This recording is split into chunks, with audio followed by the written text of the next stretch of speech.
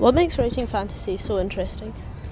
What makes writing fantasy so interesting? I think what makes writing fantasy so interesting for me is that it allows you to take an element of the world and see it very clearly. In a book like Neverwhere, you're talking about the homeless, you're talking about the people who fall through the cracks, you're talking about the disenfranchised and the dispossessed, but you can do it in a way that allows you to look at it from a slightly different angle and from a different way. What's the weirdest thing a fan has ever said to you or given you? I have no idea what the weirdest thing a fan's ever said to me is, because there have been too many fans in too many years saying too many wonderful, strange and interesting things. And in fact, I'm not even sure what the weirdest thing anybody's given me is. I'm sort of lucky. I have lots of friends who write horror, and they all have really weird stories about people who gave them severed cat heads or something horrible. But I don't really write horror, so I'm very lucky. But I do get things all the time, and beautiful things that people made, or occasionally just things people think I should have. Last night at the signing, somebody gave me an Idris action figure, the Tardis from my Doctor Who episode, with a tiny little Time Lord message cube of the kind that is going to get lost, obviously. When you wrote Doctor Who, what was it like working with someone else's characters? I'm very lucky, I suppose, because I've worked with other people's characters for many years.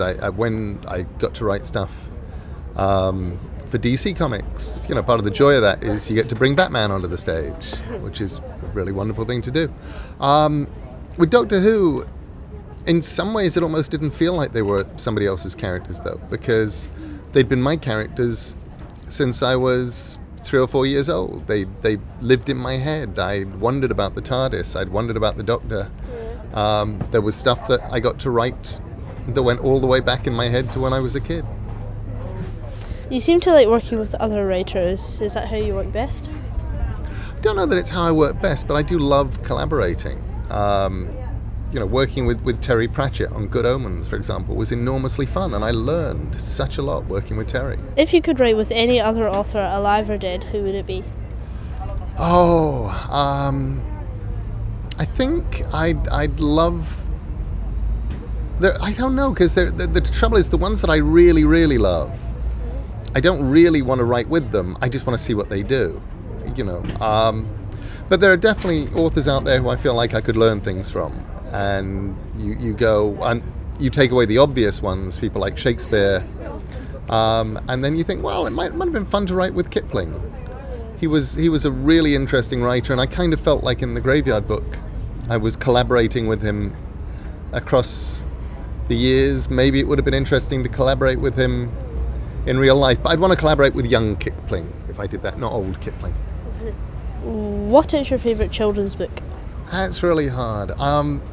My favourite children's book that I read as a child would probably be The Chronicles of Narnia. And of them, probably either the Voyage of the Dawn Treader or The Magician's Nephew. My favourite children's book I read as an adult would probably be Archer's Goon by Diana Wynne Jones.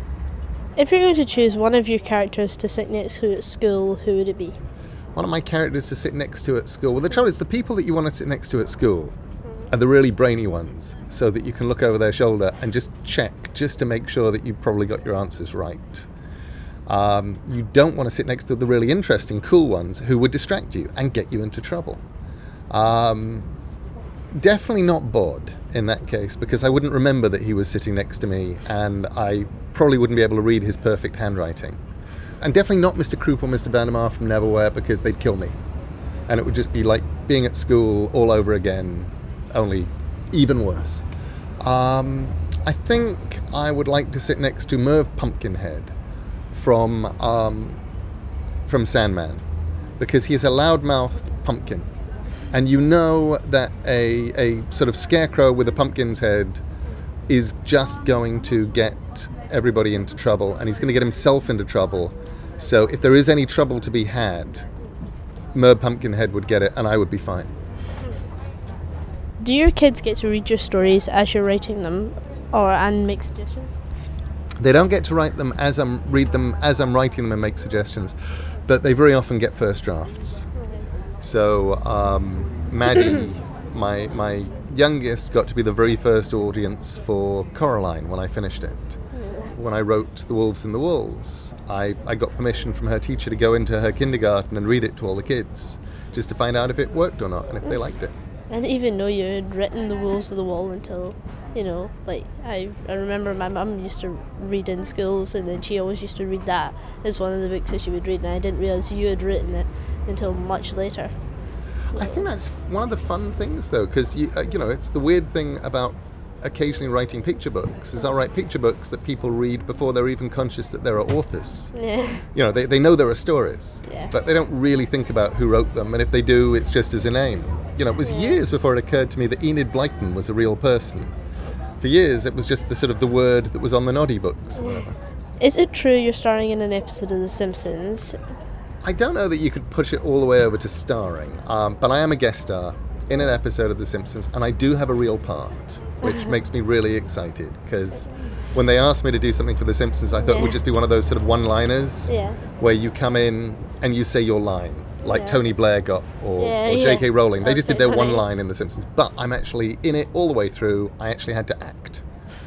The episode's called The Book Job, and in it, Homer and Bart and several of their friends decide to commit the perfect crime by writing a pseudonymous young adult fantasy novel.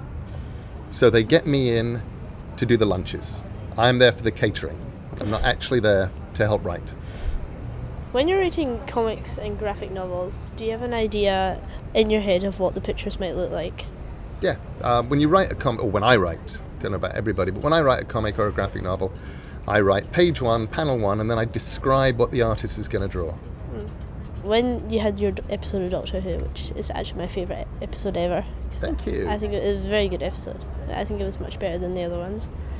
In the episode there's another Tardis, and Blue Peter, I think, did this competition where someone got to design a Tardis. Did you have anything to do with that? Where I came in was I came up with the plot for the episode before David Tennant had even left the series. Really?